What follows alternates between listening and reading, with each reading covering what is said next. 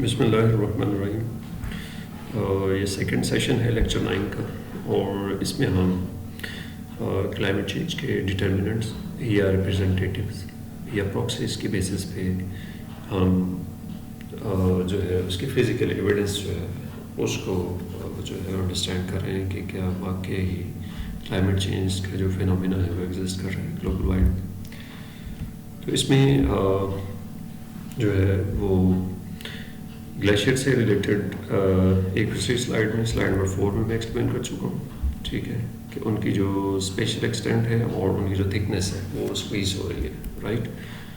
और इसी तरह से जो ख़ासकर एक इदारा है ICIMOD, ये एशियन बेस्ड इदारा है जो कि नेपाल में इसका हेड ऑफिस है और वो डेडिकेटली जो है ग्लोबल वाइड ग्लेशियर्स को स्टडी कर रहे हैं। अब उनके जो रिजल्ट्स हैं ग्लेशियर्स की मॉनिटरिंग के, तो उसके अकॉर्डिंग जो हिमालयन ग्लेशियर्स हैं HKS जो है वो रिप्रेजेंट कर रहा है हिंदू कुश हिमालयन रीजन्स, यानी कि हमारे पाकिस्तान के नॉर्दर्न एरिया से ये स्टार्ट होते हैं और आगे जो है नेपाल तक चले जाते हैं, नेपाल बांग्लादेश तक, ठीक।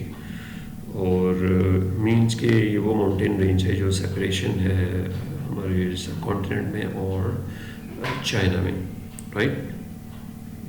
और अब इसमें अगर आप देखें कि जो ब्लैक लाइन है ये हिंदू कुश हिमालयन रीजन्स के जो ग्लेशियर्स हैं उनका रेट जो है वो रिप्रेजेंट कर रहे हैं कि उनका जो मैस है या अकोमुलेटेड जो स्नो है वो किस रेट पे कम हो रही है। कुछ जो ग्लेशियर्स हैं जो कि बहुत कम हैं और यानी कि स्कैंडिनेवियन रीजन की जो ग्लेशियर्स हैं वो सब एक्सपैंड कर रहे हैं। बाकी आप देख लें कि तकरीबन ग्लोबल वाइड सभी जो ग्लेशियर्स हैं उनका मैस कम हो रहा है, ठीक है। और सबसे ज़्यादा जो फास्ट रेट पे डिक्रीज़ हो रहा है वो एक हिमालयन रीजन्स के हैं और दूसरे जो है तियान शान, ये चाइनीज़ ग्लेशियर है, ठीक है, रेंजेस हैं वहाँ पे मतलब वो ग्लेशियर्स फास्ट रेट पे जो है वो स्क्वीज़ हो रहे हैं। तो ओवरऑल आप देखें कि ये दोनों जो ग्लेशियर्स हैं वो एशिया में हैं, राइट। और तो हम ये अगर कहें कि एशिया जो है वो ट्रॉपिक्स का जो काफ़ी जो पार्ट है वो एशियन रीजन उसमें आ जाते हैं। तो इट मीन्स के जो ट्रॉपिकल रीजन्स हैं इक्वेटर के जो कह सकते हैं आपके 25 डिग्रीज लैटिट्यूड से पर जो लाई करते हैं, ठीक है, नॉर्थ और साउथ डायरेक्शन में। तो उसमें जितने भी ग्लेशियर्स मौजूद हैं वो उनका जो मेल्टिंग रेट है या उनका जो स्क्वीजिंग रेट है, थिनिंग रेट है वो बहुत फास्ट है। अब हिंदू कुश हिमालयन रीजन की ही एक ग्लेशियर है इमजा जो कि नेपाल में वाक़ है। उसकी दो जो है सेम लोकेशन पे जो है वो तस्वीर यहाँ पे डिस्प्ले की गई हैं फिगर्स, एक 1956 की और दूसरी 2006 की। ऑलमोस्ट 50 ईयर्स जो है इनका डिफरेंस है। और टॉप फिगर में अगर आप देखें तो जो ग्लेशियर है, रिट्रीट का वर्ड यहाँ पे यूज़ किया गया है। रिट्रीट का मतलब यह है कि थिनिंग या decrease in you can say special extent of A glacier of an ice mass, right. Top figure जो 1956 में एक्वायर की गई उसमें ये सारा आप देखें कि ये स्नो अकोमुलेटेड मैस है, ठीक है। और जबकि सेम लोकेशन है, जबकि आफ्टर 50 ईयर्स ये स्नो अकोमुलेटेड यहाँ तक अब है, राइट। बाकी आप देखें कि ये लिक्विड फॉर्म में है, वो वाटर में ट्रांसफॉर्म हो चुकी है, राइट। तो जो ग्लेशियर है इमजा वो अब देखें कि वो लास्ट 50 ईयर्स वो स्क्वीज़ हुआ है। तो इसी तरह से जो अदर ग्लेशियर्स हैं उनका साइज़ जो है वो भी स्क्वीज़ हुआ है, राइट। और वो मेल्ट होना शुरू हो जाते हैं जबकि प्रीवियस टाइम्स में ऐसा नहीं था। अब नेक्स्ट जो डिटर्मिनेंट है क्लाइमेट चेंज का वो है जी ओशन हीट कंटेंट है। ये आपके जो भी वाटर बॉडीज़ हैं ग्लोबल लेवल पे, चाहे वो सीज हैं ओशंस हैं, उनमें जो हीट, वाटर की जो हीट है उसको, या एनर्जी जो है उसकी, उसको मेजर किया जाता है। और ये तकरीबन 1950 से 2010 तक का रिकॉर्ड यहाँ पे प्रेजेंट किया गया है। और जो डिफरेंट कलर्ड लाइंस हैं वो डिफरेंट जो इंस्टीट्यूट्स बोल रहे हैं या डिफरेंट जो मॉडल्स हैं उनकी बेसिस पे जो है ये उनके जो लाइंस हैं, उनकी जो मेजरमेंट है वो उनको रिप्रेजेंट करता है, उनके ऑब्जर्वेशनल रिकॉर्ड को रिप्रेजेंट करता है, ठीक है। और जबकि जो शेडेड ग्रीन है पार्ट वो इसके स्प्रेड को या स्टैंडर्ड डेविएशन को शो करता है। लेकिन ओवरऑल हम जिस चीज़ में ज़्यादा इंटरेस्टेड है वो ये कि इसका ट्रेंड क्या है। और इट इज़ वेरी अपेरेंट कि 1950 से लेकर जो 2010 तक एनर्जी कंटेंट्स हैं वो राइज होते रहे।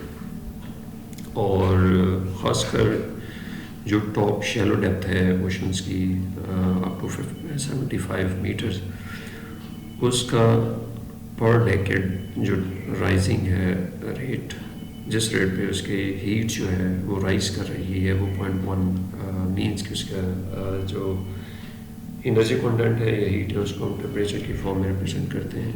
तो ऑन एन डेकेड बेसिस जो हीट कंटेंट है या टेम्परेचर है ओशंस का वो 0.1 डिग्री जो है वो राइज कर रहा है। और ये भी रिकॉर्ड जो है 1970s तक से स्टार्ट होते हैं, बल्कि उससे प्रीवियस से मैं आपको बता चुका हूँ, ठीक है।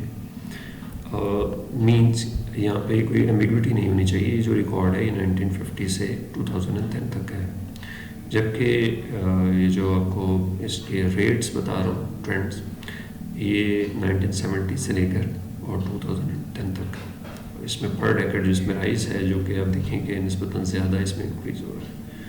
और जबकि 1950 से 70 तक फ्लक्चुएशन, राइज एंड फॉल, जबकि जो क्लियर ट्रेंड है वो 1970 से ऑनवर्ड है। तो इसलिए ये जो ट्रेंड यहाँ पे दिया गया है 1970 से ऑनवर्ड का दिया गया है। अब ओवरऑल साइनोप्टिक पिक्चर अगर आपको प्रेजेंट करें पूरे ग्लोब की कि कौन कौन से जो वेदर इवेंट्स कहाँ पे एक सिंगल ईयर में 2010 में हैपन हुए, तो आप देख सकते हैं कि हर तरह का जो इवेंट है वो एक साल में अकर हुए और उसके जो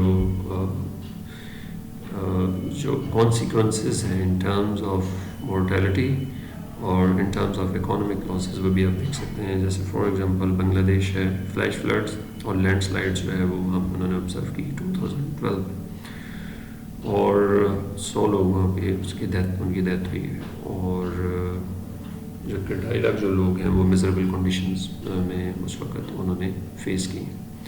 इसी तरह आप देखें कि आर्कटिक जो है, ठीक है, और वो भी आप देखें कि आइस जो सी आइस है जिसका रिकॉर्ड मैं प्रीवियस आपको दिखा चुका हूँ, ये अगेन उसको उसकी पिक्चर जो है वो रिप्रेजेंट करती है, ठीक है। और इसी तरह से ये जो टॉर्नेडोज हैं या हरिकेन्स हैं उनकी जो हैपनिंग्स हैं वो भी ज़्यादा हुई हैं। जैसे यूएस बेस्ड रिकॉर्ड है अवेलेबल, ठीक हो गया। और ड्राउट अफ्रीकन रीजन्स में आमतौर पे ऑब्जर्व किए जाते हैं और उनकी जो अकुरेंस है वो भी राइज कर रही है। और ये जो स्टेटिस्टिक्स है ये फर्दर ये जो नेक्स्ट स्लाइड है इसमें अपेरेंट हो रहे हैं। ओवरऑल 2000 से लेकर 2019 तक जो ग्लोबल वाइड डिज़ास्टर्स अकर हुए हैं जिसमें एक्सट्रीम इवेंट्स भी हैं रेनफॉल की सूरत में, फ्लड्स की सूरत में, ड्राउट्स की सूरत में, ड्राउट मीन्स को खुश्कसाली की सूरत में, और जो शॉर्ट टर्म वेदर इवेंट्स हैं हरिकेन्स हैं, टॉर्नेडोज हैं उनकी सूरत में, ठीक है जी। तो आप देखें कि उनके यहाँ पे 4 क्लासेस जो है वो बनाई गई हैं और हर क्लास को डिफरेंट कलर कोड से रिप्रेजेंट किया गया है। और पिछले ये जो ऑलमोस्ट 20 ईयर्स हैं इनमें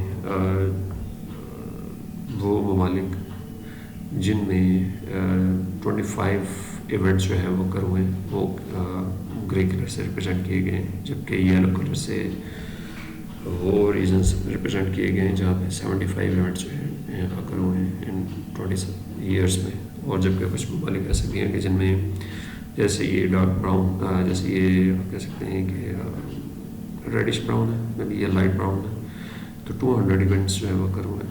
और जो स्फीयर जिसमें कि आप देखें कि पाकिस्तान भी है, राइट। जबकि जो टॉप बेयरर्स हैं, यानी कि वो कंट्रीज जिनमें सबसे ज़्यादा जो है वो डिज़ास्टर्स अकर हुए हैं, वो मोर देन 200 इवेंट्स हैं। और इनकी जो एक्चुअल नंबर्स हैं वो आप देख सकते हैं कि जो चाइना है वो टॉप मोस्ट पे है कि 577 डिज़ास्टर जो है वो इन 20 ईयर्स में अकर हुए हैं।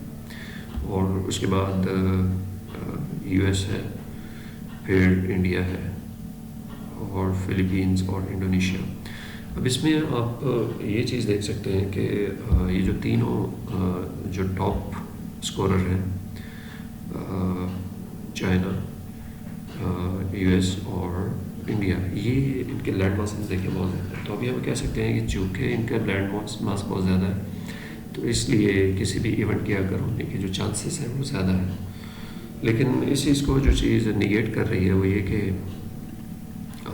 फ़िलिपीन आप देख सकते हैं कि आइलैंड है, और इसी तरह से इंडोनेशिया भी जो है वो सेवरल थाउजेंड आइलैंड्स के ऊपर कंपोज है। तो इनमें जो नंबर ऑफ इवेंट्स है इवन वो भी 200 से ज़्यादा है। तो इट मीन्स कि there is something more important other than land masses which is causing these extreme weather events, ठीक है। और अगर इसका टेम्पोरल पिक्चर आपको जो है वो लास्ट 120 ईयर्स का प्रेजेंट करें, तो यहाँ पे फ्लड्स, स्टॉर्म और ड्राउट, तीन तरह के एक्सट्रीम वेदर इवेंट्स का रिकॉर्ड आप यहाँ पे देख रहे हैं। और आप देखें कि 1900 से लेके और 1960s तक जो है वो ऑलमोस्ट, या 1950s तक ऑलमोस्ट जो है इवेंट्स तो होते रहे हैं, लेकिन उनकी तादाद जो है वो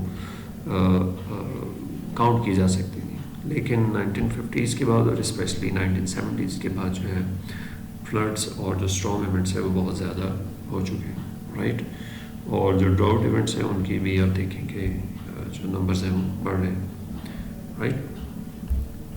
तो अगेन जो है मीन और एक्सट्रीम दोनों तरह के जो डिटर्मिनेंट्स हैं या रिप्रेजेंटेटिव्स हैं क्लाइमेट चेंज के, वो यही डिपेक्ट कर रहे हैं या शो कर रहे हैं कि क्लाइमेट चेंज का जो फिनोमेना है वो अकर कर रहा है, राइट। और नेक्स्ट जो डिटर्मिनेंट है या प्रॉक्सी है या रिप्रेजेंटेटिव है क्लाइमेट चेंज का है, वो है सी लेवल राइज। और सी लेवल राइज जो है वो दो फैक्टर्स की वजह से है। एक तो स्नो मेल्ट की वजह से, राइट, और दूसरा जो है वो एनर्जी कंटेंट की वजह से। ग्रीन हाउस गैसेज जो इन्वायरमेंट क्रिएट कर रही हैं उससे अर्थ एटमॉस्फेयर जो है उसका टेम्परेचर राइज कर रहा है। और लास्ट 150 ईयर्स में जो पहले 10 ईयर्स थे और जो लास्ट रिसेंट 10 ईयर्स हैं, इनमें 1.1 डिग्री सेल्सियस का डिफरेंस है, टेम्परेचर राइज है। और ये जो राइजिंग हीट है इसका सबसे बड़ा जो सिंक है वो ओशंस है, वो वहाँ पे एब्जॉर्ब होती है, राइट। और वाटर में आपको पता है कि जितनी ज़्यादा हीट एब्जॉर्ब होगी तो उसके मॉलिक्यूल्स की जो मूवमेंट है वो बढ़ना शुरू हो जाती है, जिससे पानी खौलता है या एक्सपैंड होता है। और उसी एक्सपेंशन की वजह से सी लेवल राइज जो है वो हो रहा है। और दूसरा इसमें आइस मैस के मेल्ट होने की वजह से जो पानी डायरेक्ट ऐड हो रहा है उससे भी, ये दो फैक्टर्स की वजह से जो राइज है। अब इसका जो रिकॉर्ड हमारे पास है ये 1880 से लेकर 2000 तक का है, राइट, प्रीवियस 120 ईयर्स का है। और आप देखें कि इसमें कॉन्टीन्यूसली ये राइजिंग ट्रेंड पे है। और इसमें जो राइज है ये सेंटीमीटर्स में जो है वो प्रेजेंट किया गया है। आप देखें कि 1880 से लेके मीन्स के 120 साल जो है 2000 के 120 साल पे पीछे चले जाएं तो इस 120 ईयर्स में कितना जो सी लेवल है वो राइज किया है, 20 सेंटीमीटर्स किया है, राइट। तो इससे जो सी लेवल राइज है ये बहुत बड़ा थ्रेट है कोस्ट लाइन एरियाज के लिए। और बहुत ही हाई वैल्यूड जो लैंड मासेस हैं या इंफ्रास्ट्रक्चर है वो सीज या ओशंस की प्रॉपर्टी बनता जा रहा है। अब इसका जो ट्रेंड है वो आप देख लें कि किस रेट के ऊपर जो है ये इसमें जो सी लेवल है वो राइज कर रहा है, वो 1.8 मिलीमीटर पर ईयर के हिसाब से है। ठीक हो गया। और जो इसमें रिसेंट 10 ईयर्स थे उनमें इसका जो रेट है वो भी ज़्यादा है, 2.8 से लेकर 3.1 मिलीमीटर्स पर ईयर के हिसाब से, राइट। अगेन ये सैटेलाइट बेस्ड डाटा है जो कि रिसेंट पास्ट में सी लेवल का जो ट्रेंड है वो शो कर रहे हैं। और 1994 से लेकर 2014 तक 20 ईयर्स में ऑलमोस्ट 6 सेंटीमीटर जो है वो सी लेवल राइज हुआ है। ठीक है जी। अब यहाँ पे हमने देखा कि हमने डिफरेंट जो पॉलिसीज हैं या रिप्रेजेंटेटिव्स हैं क्लाइमेट चेंज के, उनकी बेसिस पे ये अंडरस्टैंड करने की कोशिश की है कि क्लाइमेट चेंज जो है वो एक हकीकत है, राइट। और तो इसलिए सिर्फ ये मामला यहीं तक नहीं है, क्योंकि इसकी इम्प्लिकेशंस हैं, और इम्प्लिकेशंस जो हैं वो हम ख़ुद ऑब्ज़र्व कर रहे हैं। अब ये 2022 की बात कर लें, लाहौर में जो रेनफॉल थी मैक्सिमम 240 मिलीमीटर थी, और लास्ट ईयर 2023 में इट वाज 290 मिलीमीटर्स, और जिसकी वजह से अर्बन फ्लडिंग जो है वो करी। और अर्बन फ्लडिंग का जो सबसे पहला इफ़ेक्ट होता है, कॉन्सिक्वेंसेस हैं उसके, कि आपकी जो लाइफ है, सोशल लाइफ, वो डिसरप्ट होती है, आपकी जो कम्युनिकेशन है वो डिसरप्ट होती है, आपके जो पैसेजेस हैं, जो वेज हैं, रोड्स हैं, वो सारे ब्लॉक हो जाते हैं। फिर अगर वाटर की प्रॉपर सैनिटेशन ना हो तो वो वाटर जो कि पोल्यूट हो चुका होता है, लिहाजा स्टैग्नेशन की सूरत में, बॉन्डिंग की सूरत में वो मज़ीद जो है प्रॉब्लम काज करता है। फर्दर इसके जो इम्प्लिकेशंस हैं वो वाटर जो कि बॉन्डिंग कंडीशन में रहेगा तो कहीं ना कहीं तो उसने जाना है, तो वो इवेपोरेट होगा और या फिर वो सीप कर जाएगा, सॉइल में से होता है ग्राउंड वाटर में चला जाएगा, जो कि वो बहुत ज़्यादा कंटेमिनेट हो चुका होता है आपके सीवेज की वजह से, या और बहुत सारे केमिकल्स जो कि सॉइल में, रूफ टॉप्स पे मौजूद हैं, तो उससे जो ग्राउंड वाटर है वो भी पोल्यूट हो रहा है। अल्टीमेटली ये जो ह्यूमंस हैं उनको अफेक्ट करते हैं। जब हम क्लाइमेट चेंज के इतने इफ़ेक्ट्स जो हैं एक हमारी स्पेसिफिक वेरी स्मॉल लोकेलिटी में ऑब्ज़र्व कर रहे हैं, तो बाकी एरियाज़ में भी आपने हमारा थ्रू आउट द पाकिस्तान आपने जो फ्लड इवेंट्स हैं वो ऑब्ज़र्व किए होंगे। 2010 से लेकर ऑनवर्ड तकरीबन कोई है एक साल जो कि जिसमें कोई फ्लड इवेंट अकर ना हुआ, बाकी हर साल जो है वो कोई ना कोई फ्लड इवेंट होते रहे, जिसमें जो ज़्यादा डिज़ास्टर्स रहे वो 2010 का है, और उसके बाद जो है 2023 या 2022 के फ्लड्स हैं। ठीक है। और तो जब ये इतने इसके इफ़ेक्ट्स हैं, हम इतनी एक स्पेसिफिक रीजन में ऑब्जर्व करें तो हम देखें ग्लोबल वाइड इसके जो इफ़ेक्ट्स हैं वो कितने होंगे। और अगर इसी तरह से जो ट्रेंड्स है वो चलते रहें तो इट मीन्स के जो फ्यूचर है वो कितना वर्स हो सकता है, राइट। तो इसलिए फ्यूचर को भी अंडरस्टैंड करने की ज़रूरत है। तो इसलिए फ्यूचर को अंडरस्टैंड करने के लिए जो क्लाइमेट साइंटिस्ट हैं वो फोरकास्ट या लॉन्ग टर्म प्रोजेक्शंस का जो है उसको वो डेवलप करते हैं, और ये जो प्रोजेक्शंस हैं ये कुछ सिनेरियोज़ के ऊपर बेस करती हैं, और इसकी जो तफसील है या इसकी जो एक्सप्लेनेशन है मैं नेक्स्ट सेशन में आपको ब्रीफ कर दूँ।